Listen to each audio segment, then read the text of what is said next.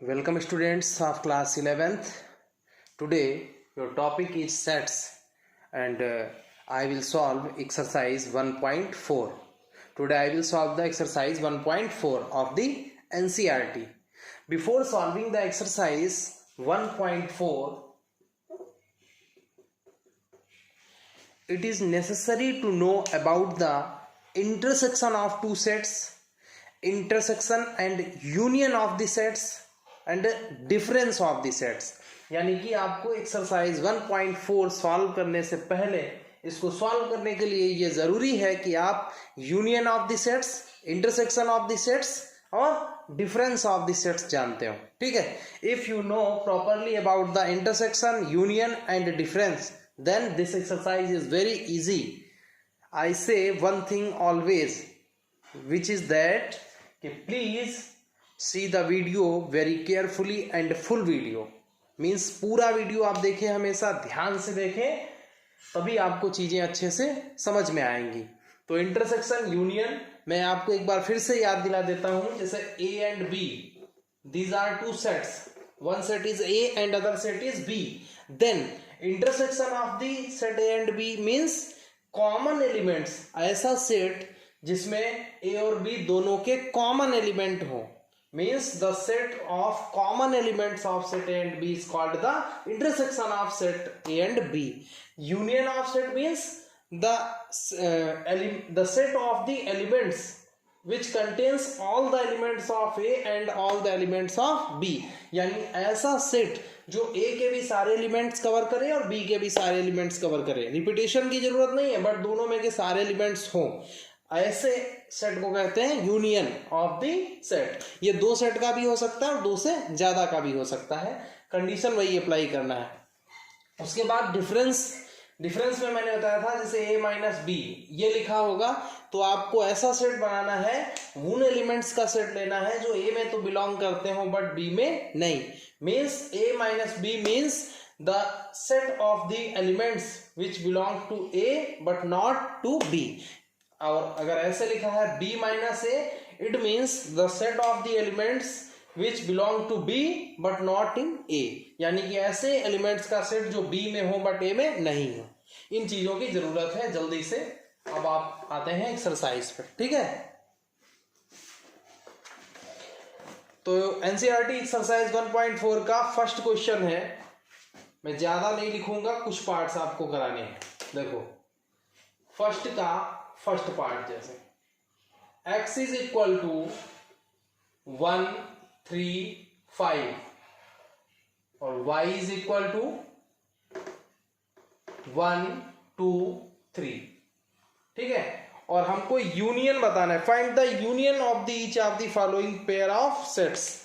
यानी कि जो ये पेयर है, पेयर मीन्स दो सेट्स हैं, एक x और एक y, तो you have to find the union of set x and y।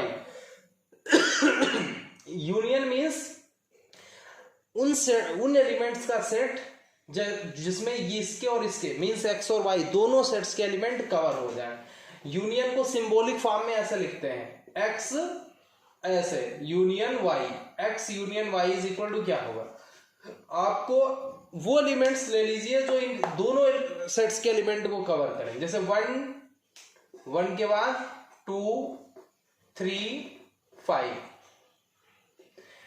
अब आप देखें 1 3 5 1 3 5 1 2 3 1 2 3 मीन्स हमने वो एलिमेंट्स लिखे हैं इस सेट में जो इन दोनों सेट्स के एलिमेंट को कवर कर रहा है। This is the union. समझ गए? ऐसे यूनियन लिखना है आपको। एक और पार्ट इसका देख लो, वो पार्ट जो सेट बिल्डर फॉर्म में लिखा है, यानी कि फोर्थ पार्ट का है। फोर्थ पार्ट है A is equal to x, the set of all x such that x is a natural number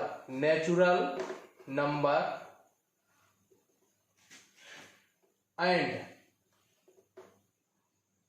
1 से ग्रेटर है और इक्वल और लेस देन है 6 के, ठीक। और एक सेट है B B is equal to है the set of all X such that X is a natural number and 6 is less than X और लेस देन 10। अब आप ध्यान से समझें इसके सॉल्यूशन आपको कैसे करना है। You have to find the union of set A and B. Firstly, you have to find the set. ये आपको कैसे लिखा हुआ है? सेट बिल्डर फॉर्म में लिखा है। अगर आप इसको रोस्टर फॉर्म में लिख लें तो यूनियन लिखना आपका थोड़ा सा इजी हो जाएगा। यानी ए को अगर आप रोस्टर फॉर्म में लिखें, क्या है? The set of all X such that X is a natural number. X क्या है? Natural number. और कैसी नेचुरल नंबर? आगे कंडीशन दी है, ऐसी नेचुरल नंबर जो एक्स 1 से ग्रेटर है, 1 से ग्रेटर बट 6 के इक्वल या 6 से लेस। तो देखो 1 तो लेना नहीं है क्योंकि ये ऐसी नेचुरल नंबर का सेट है जो 1 से ग्रेटर है। तो 1 से ग्रेटर नेचुरल नंबर 2, 3, 4, 5, 6 तक क्यों लिया? क्योंकि जो x है वो या तो 6 के इक्वल है या 6 से लेस है, तो हम 6 तक वैल्यू ले लिए। ठीक है। ऐसे b अगर आप ले तो b भी कैसा नहीं, b है the set of all x such that x is a natural number and 6 is less then x, यानी या ऐसे कह लो x is greater than 6 means ऐसी नेचुरल नंबर जो 6 से ग्रेटर हो। तो 6 से ग्रेटर का मतलब 7 से स्टार्ट करो, 7, 8, और वो 10 से लेस भी हो तो 10 से लेस का मतलब 9 तक लेना है, और 6 से ग्रेटर है मतलब 7 से स्टार्ट करनी है। तो 3 नंबर हुई कौन? 7, 8, 9। ये सभी 6 से ग्रेटर है बट 10 से लेस है। तो अब हमने जो रोस्टर सेट बिल्डर फॉर्म थी, we converted it into the roster form. Okay, now A union B, we have to find A union B। तो अब हम क्या फाइंड कर लेते हैं? Now A union B is equal to, A union B means वो आपको elements का सेट बनाना है जिसमें A B दोनों के एलिमेंट्स आ जाए। तो देखो 2, 3, 4, 5, 6, फिर इसके 7, 8, 9, ये हमने ऐसा सेट बना दिया है जिसमें इसके और इसके दोनों के ही एलिमेंट्स कवर हो रहे हैं। Means A union B is the set which contains all the elements of A and all the elements of B. Okay?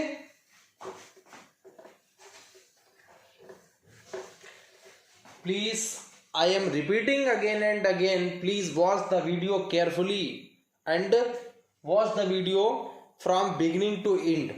शुरुआत से लेकर आपको लास्ट तक देखना है, ठीक है?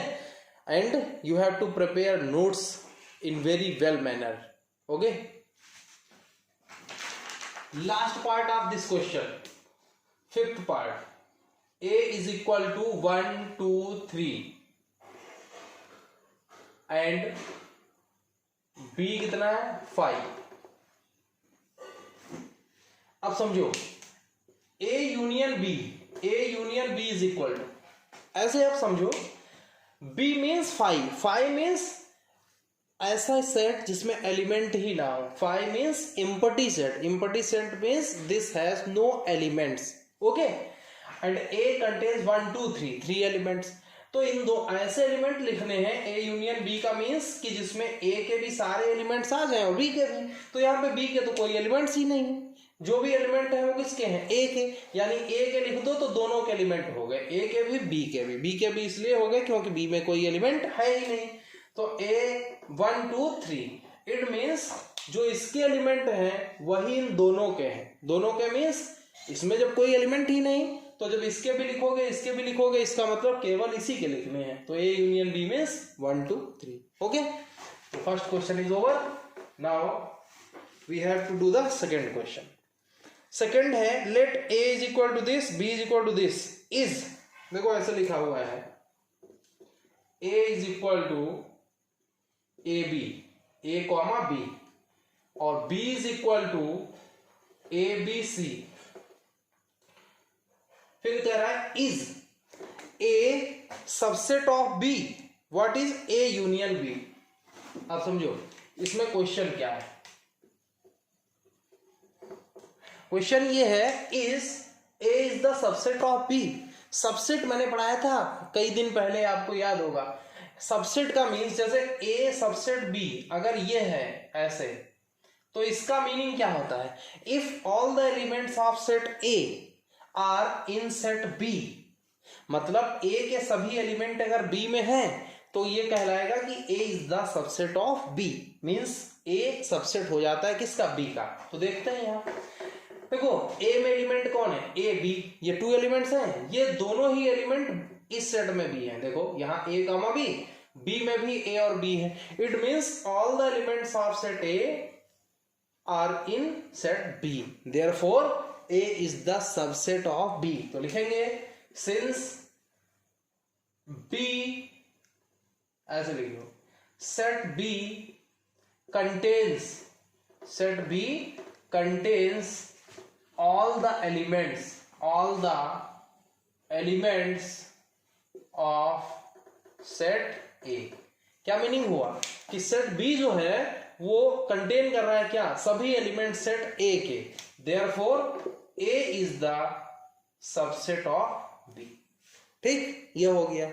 इसी में आगे ये भी कह रहा है कि A यूनियन B बताओ, A यूनियन B। तो A यूनियन B मैंने बताया है, ऐसा सेट जिसमें ए और बी दोनों के एलिमेंट कवर हो जाए। अब यहां पे देखो, अगर आप देखें इन दोनों के एलिमेंट्स लिखने हो तो केवल बी वाले एलिमेंट्स लिख दो। कैसे? इसमें इसके ए बी एलिमेंट है, वो इसमें आ रहे हैं, इसमें ए बी सी तीनों है, ए बी सी यहां हो गए, means this is the set A comma B comma C, ऐसा सेट है जिसमें इसमें के भी एलिमेंट है और इसमें के भी सारे एलिमेंट है। तो this is the A union B. Okay,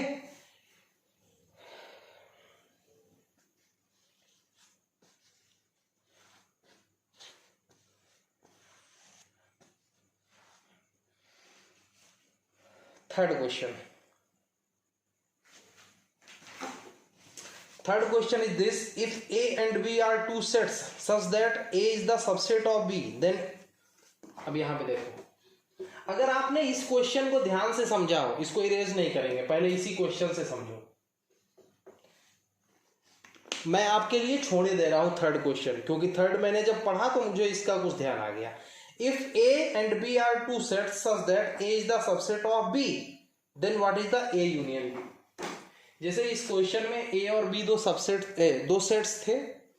आप एक चीज समझो, अगर एक सबसेट होगा बी का, अगर ए, यहां पे तो कहा नहीं था कि सबसेट है, आपने चेक किया, तो चेक करने पे आपको पता चला कि A is the subset of B.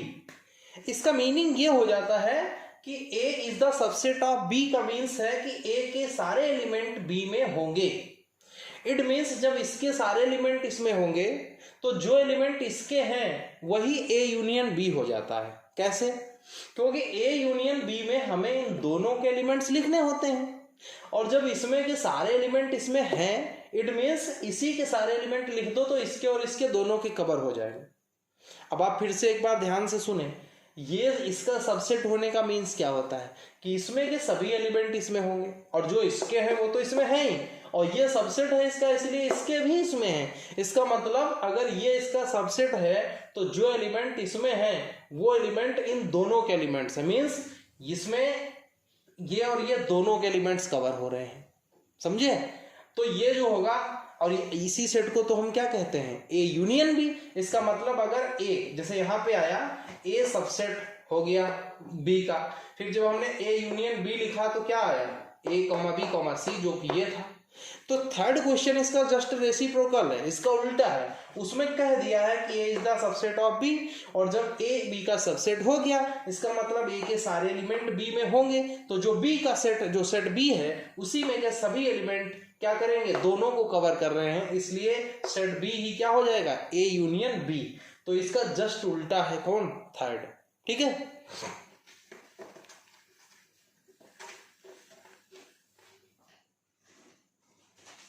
फिर फोर्थ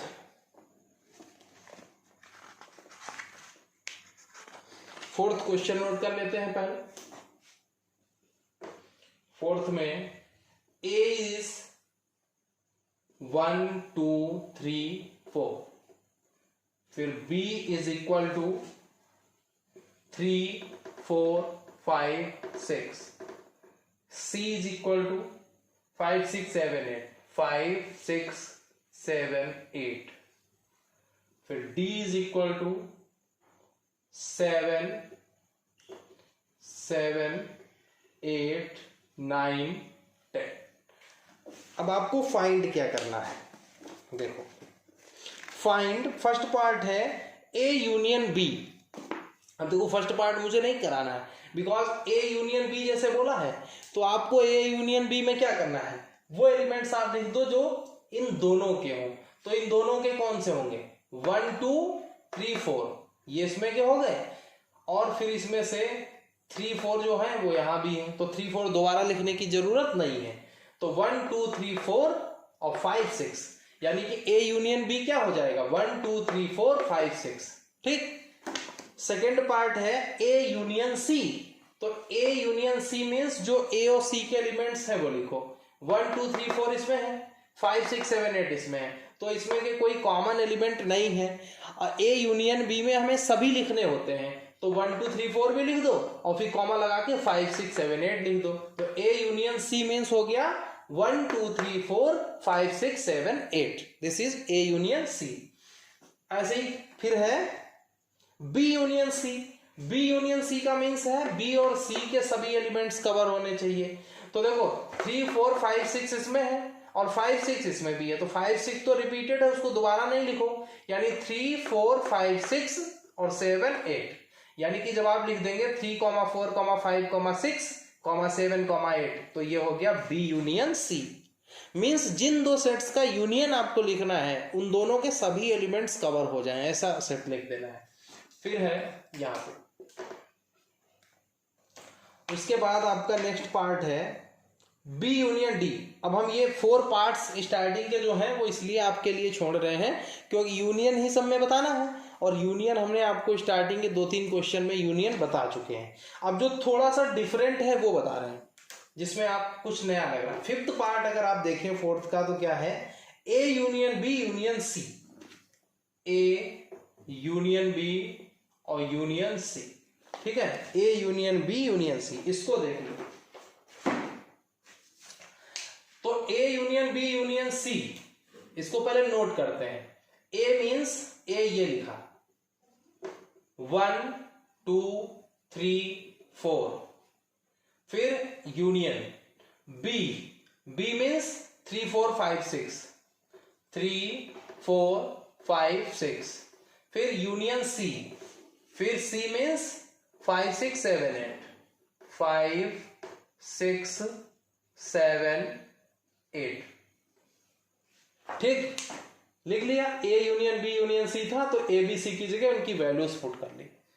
तो firstly we have to find the union of A and B, means A union B। तो A union B is equal to, देखो क्या हो जाएगा, A यूनियन B मीन्स इसका और इसका यूनियन लिखो। तो इसका और इसका यूनियन लिखने का मीन्स है इन दोनों के सभी एलिमेंट्स का सेट बना दो।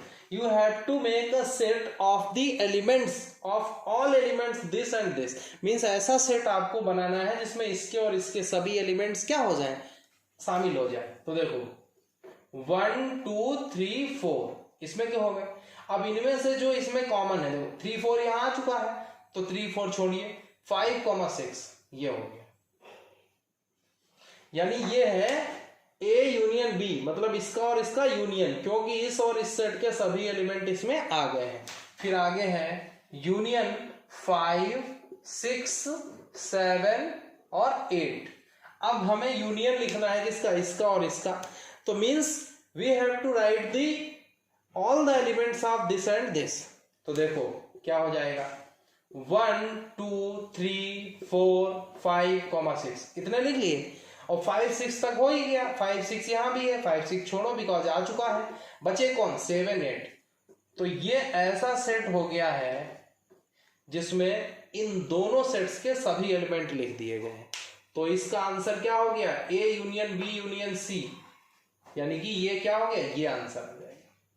ठीक है, इसको चाहो तो ऐसे लेफ्ट साइड में, इधर इस लेफ्ट साइड में ये लिखते भी चलो, A यूनियन B और यूनियन C, ऐसा। ठीक है,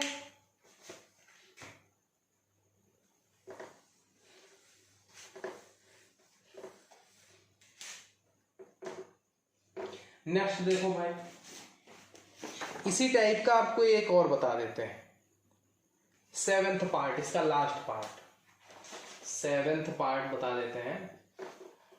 बी यूनियन सी और union D, B union C, B union C union D. तो we have to put the values of B C and D.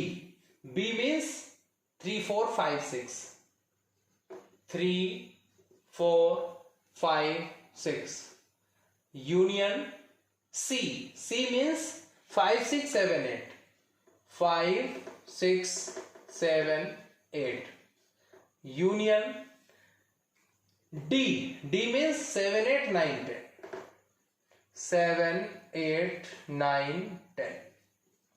Okay, तो ये हो गया। अब देखो मैं इधर आपको लेफ्ट साइड में इधर ये लिखते चलना है हर बार, इधर हर स्टेप में ये आप यहां नोट कर लीजिए, is equal to, firstly we have to write the union of this and this. Union of this and this means all the elements of these two sets, 3 4 5 6 7 8, these are the elements. कौन से? ये और ये सभी element इसमें cover हो गए हैं। फिर यूनियन 7 8 7 8 9 और 10, ठीक है। Now we have to write the all the elements of these two sets. तो इज इक्वल टू, ऐसे लिख लो, B union C union D is equal to 3 4 5 6 7 8 9 10। ये जो एलिमेंट्स हैं 3 4 5 6 7 8 9 10, इन दोनों एलिमेंट्स के, दोनों सेट्स के सभी एलिमेंट्स कवर हो रहे हैं। ओके, तो ये हो गया फोर्थ क्वेश्चन आपका over. Remaining parts for you will do the homework. Okay,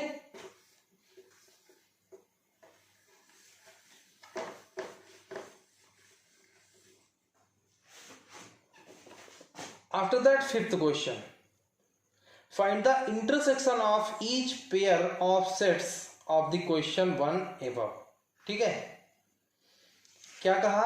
find the intersection of each pair of sets of the question 1 above। Means जो क्वेश्चन 1 है उसमें सभी पेयर्स का क्या आपको लिखना है? इंटरसेक्शन। तो देखो जो फर्स्ट क्वेश्चन था उसमें मैंने जो रोस्टर सेट बिल्डर फॉर्म में थे, जब अभी फर्स्ट क्वेश्चन में यूनियन पूछा गया था तो उस यूनियन में मैंने क्या किया था, जो सेट बिल्डर फॉर्म थी उसको कन्वर्ट कर दिया था किसमें? रोस्टर फॉर्म में। ओके, तो कहने का मीन्स हमने यूनियन फाइंड किया था, अब हमको इंटरसेक्शन फाइंड करना है। तो इंटरसेक्शन फाइंड करने का मीन्स है हम जो इसका जस्ट अगला क्वेश्चन है उसमें भी इंटरसेक्शन फाइंड करना है। इसका जो नेक्स्ट क्वेश्चन है यानी सिक्स्थ क्वेश्चन, सिक्स्थ में इंटरसेक्शन फाइंड करना है। तो मैं सिक्स्थ क्वेश्चन में जो पार्ट है उसमें इंटरसेक्शन आपको सिखाई दे रहा हूं, और जब आप सिक्स्थ क्वेश्चन में इंटरसेक्शन है सेम वही आपको फर्स्ट क्वेश्चन में करना है। तो हम सिक्स्थ क्वेश्चन में जो पार्ट है उनके इंटरसेक्शन बता रहा हूं कैसे फाइंड करना है। Seeing the parts of 6 you will find the intersection of question 1। यानी कि हम जो 6 वाला क्वेश्चन करेंगे उसमें के पार्ट्स को देख के आप क्वेश्चन फर्स्ट में जो पार्ट है उनके इंटरसेक्शन फाइंड कर लोगे। ठीक है, तो क्वेश्चन नंबर 6 देखो, और 5th आपके लिए है इंटरसेक्शन फाइंड करना। तो 6 में भी पार्ट है, 6 ए is given 3 5 7 9 11, 3 5 7 9 11। Okay, 3 5 7 9 11। B is equal to 7 9 11 13, 7 9 11 30। After that C is equal to 11 13 50 and D is equal to 15, 70। Okay, अब आपको फर्स्ट पार्ट में जो फाइंड करना है वो है A intersection D। You know about the intersection of sets. Intersection means if you have to find the intersection of two sets, it means you have to make a set which contains the common elements of these set. जैसे कि आपने a और b का intersection लिखना है, intersection का symbol ये है, ऐसे ऊपर की तरफ बना देते हैं तो यूनियन हो जाता है। किन्हीं भी टू सेट्स का अगर आपको इंटरसेक्शन लिखना है तो इट मीन्स जो उन दोनों सेट के कॉमन एलिमेंट होंगे। कॉमन एलिमेंट का मतलब हुआ इसमें भी हो और इसमें भी हो।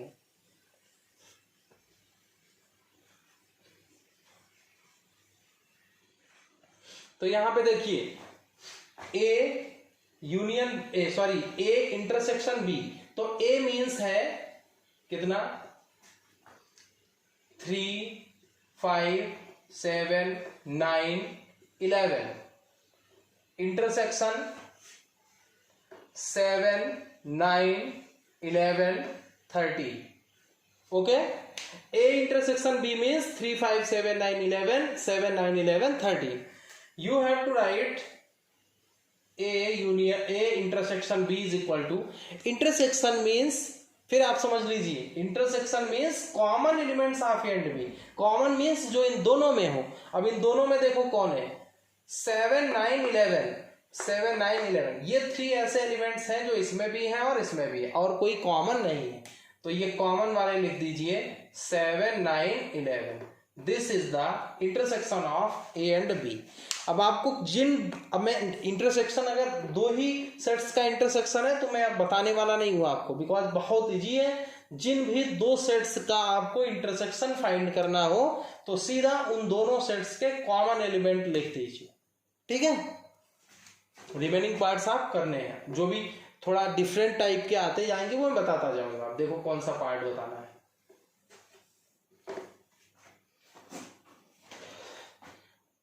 First part, after I will solve the third part.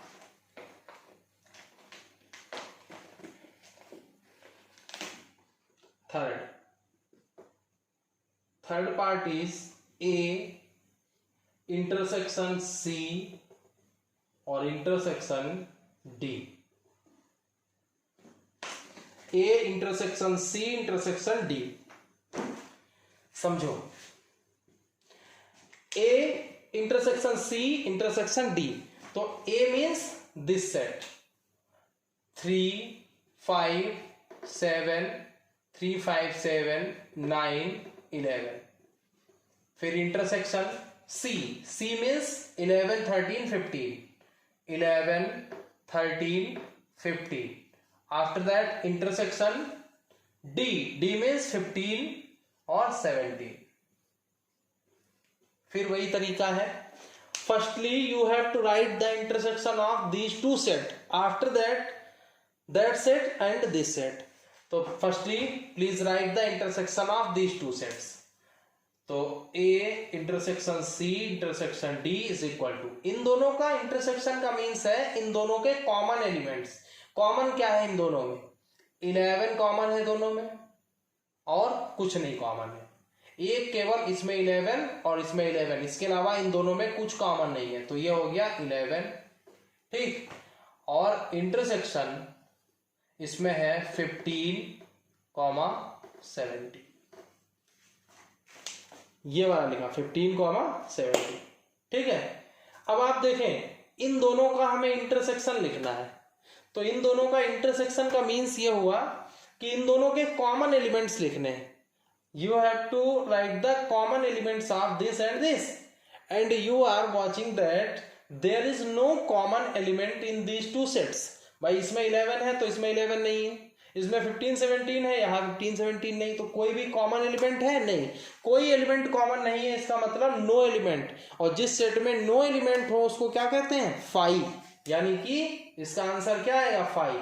5 means no elements, ऐसा सेट जिसमें एलिमेंट ना हो, तो इसका आंसर क्या आया 5, ठीक है।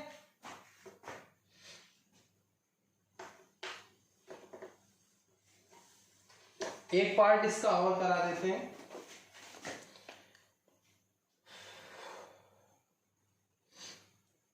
जो थोड़ा सा डिफरेंट हो।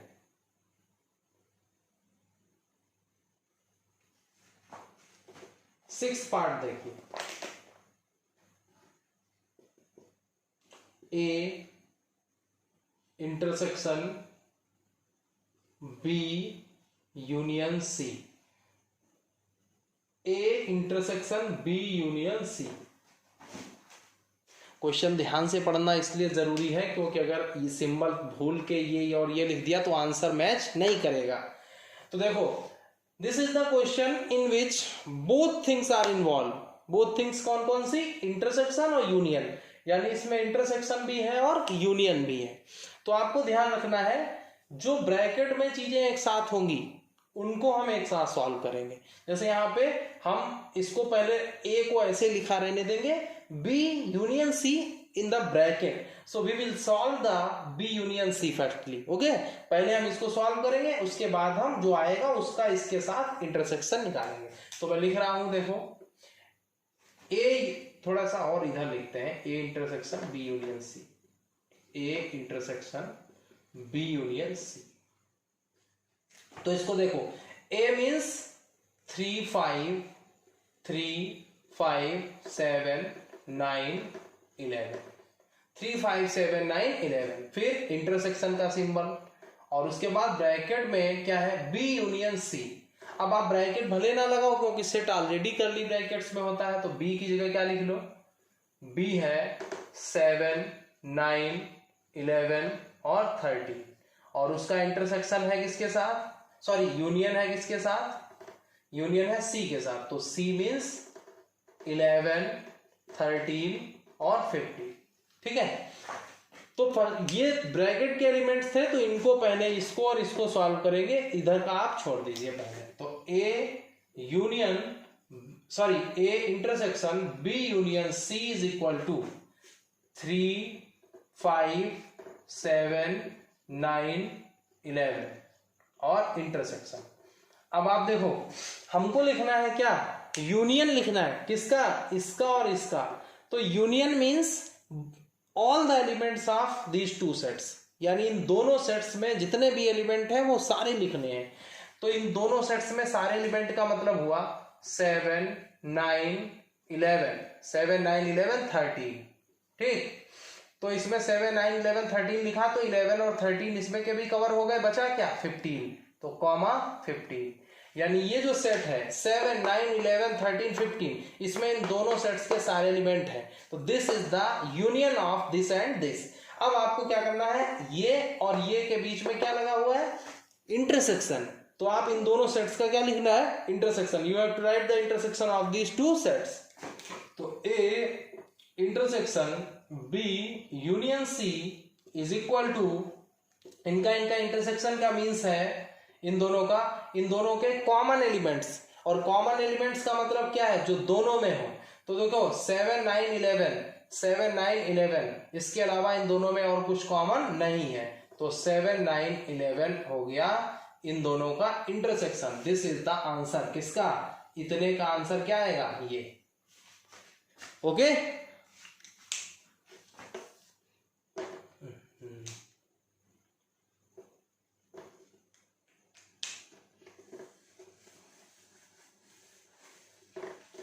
और कोई पार्ट 1 2 देख लेते हैं।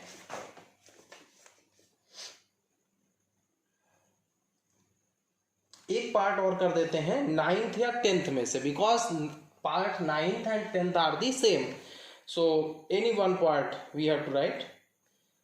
देखो, चलो 10th कर लेते हैं। एक में यूनियन की जगह इंटरसेक्शन है, एक में उसकी जगह, यानी इंटरचेंजिंग है, दोनों में लगभग सिमिलर है। तो एक पार्ट कर देते हैं आपको, चलो 9th कर लेते हैं। A union B, A union B, sorry A intersection B, और फिर इंटरसेक्शन है यहां पे, और फिर है बी यूनियन सी। आपको ये ध्यान रखना है कि सिंबल कौन सा है। इंटरसेक्शन हो तो इन दोनों का इंटरसेक्शन निकाल लो, यूनियन है तो यूनियन निकाल लो, फिर बीच में क्या है ये सब ध्यान रखना है। तो एक बार फिर मैच कर लेते हैं, A intersection B union C, ठीक। अब देखो ये है, तो हम कैसे लिखेंगे? ए इंटरसेक्शन बी, तो ए कितना है? 3 5 7 9 11, 3, 5, 7, 9, 11 और उसका इंटरसेक्शन लेना है किसके साथ? बी के साथ। तो बी क्या है? 7, 9, 11, 13। 7, 9, 11, 13। ठीक है। और अब देखो ये दोनों ब्रैकेट में थे, इसलिए इन दोनों को एक साथ सॉल्व कर देना है और इनको अलग, इंटरसेक्शन। ठीक, ये पार्ट जो था ये आपका एक जगह था। और फिर अगला पार्ट क्या है? B union C. तो बी में क्या है? 7, 9, 11, 13 और उसका आपको क्या लेना है? यूनियन। और यूनियन किसके साथ? सी के साथ। सी कहाँ है? ये 11, 13 और 15। 13, 15। ठीक, एक बार फिर मैच कर लीजिए, बिकॉज अगर वैल्यू रॉन्ग पुट हो जाएंगी तो आंसर रॉन्ग आएगा। ए बी, ए ये हो गया, बी आपका ये हो गया, फिर ये इंटरसेक्शन हो गया बी 7, 9, 11, 13 और सी 11, 13, 15। ठीक है। तो अब हम पहले क्या करेंगे? We have to write the intersection of these two set. Intersection means, intersection क्या होता है? कॉमन एलिमेंट्स लिखने होते हैं। तो इन दोनों में कॉमन एलिमेंट्स कौन है? देखो 3, 5, 7, 9, 11 में 7, 9, 11, 7, 9, 11 ये ऐसे एलिमेंट्स हैं जो दोनों में कॉमन है। इन दोनों सेट्स में इंटरसेक्शन बीच में लगा हुआ है, तो intersection means you have to write the common elements of these sets. तो इन दोनों सेट्स में 7, 9, 11 क्या है? कॉमन एलिमेंट्स हैं। फिर उसके बाद क्या है? इंटरसेक्शन। अब आप इन दोनों के बीच में क्या लगा है? यूनियन। क्या लगा है? यूनियन। यूनियन का मीन्स होता है सारे एलिमेंट लिखने हैं, इस सेट के और इस सेट के। सारे मीन्स कोई छूटे नहीं। तो 7, 9, 11, 13 ये तो इसमें हो गए सारे। अब 11, 13 यहां भी है, वो आप लिख चुके हैं। बचा क्या? 15। तो ये ऐसा सेट बना है जो इसमें और इसमें के सारे एलिमेंट्स कवर कर रहा है। अभी आंसर पे नहीं पहुंचे हो, बिकॉज अब इन दोनों का हमें इंटरसेक्शन लिखना है। इंटरसेक्शन लगा है बीच में। Intersection means you have to write the common elements of this and this set. तो इसमें देखो कॉमन मीन्स जो दोनों में है। तो 7, 9, 11, 7, 9, 11 ये 3 ऐसे एलिमेंट्स हैं जो इसमें भी है और इसमें भी है, इसके अलावा कुछ कॉमन नहीं है। तो इन दोनों का इंटरसेक्शन हो गया 7, 9, 11। ठीक है। तो क्वेश्चन 6 के रिमेनिंग पार्ट्स आपके लिए हैं। ठीक है। अभी इसमें के क्वेश्चन रिमेनिंग है 6। ठीक। तो मैं ये चाह रहा हूं कि इस वीडियो को यहीं तक बनाया जाए, because 12 questions are there in this exercise. Means अब हम हाफ पे पहुंचे हैं। 6 क्वेश्चन मैंने कंप्लीट किया है। तो अगर आज मैं इस पूरी एक्सरसाइज को कंप्लीट करना चाहूंगा तो जितना टाइम अभी तक लगा है सेम इतना ही टाइम और लगेगा। तो video will be very lengthy, so I don't want to make it very lengthy. I want to finish it here. Okay. तो प्लीज हमेशा की तरह I am requesting you, please prepare the notes in very nice writing. अच्छी writing में आपको notes prepare करने हैं। ठीक है। और जो दूसरी बात है, पिछले कई लेक्चर्स में शायद मैं नहीं बोला हूं कि जो कोविड-19 की जो इस समय आप कंडीशन देख रहे हैं, केसेस, नंबर ऑफ केसेस कितनी तेजी से इंक्रीज हो रहे हैं, तो उसको ध्यान में रखते हुए आपको अच्छे से स्टडी करने के साथ साथ कोविड-19 को भी ध्यान में रखना है। मीन्स आपको बिना किसी काम के, अति आवश्यक काम के बाहर नहीं जाना है। ठीक है। घर पर रहना है। ज़्यादा से ज़्यादा अवॉइड करिए, किसी को ना मिले, ना छुए और अपने आप को सुरक्षित रखें। ठीक है। तो आज का वीडियो यहीं तक और रिमेनिंग एक्सरसाइज आपको नेक्स्ट वीडियो में कवर कर देंगे। Thank you so much. मिलते हैं आपको नेक्स्ट वीडियो में।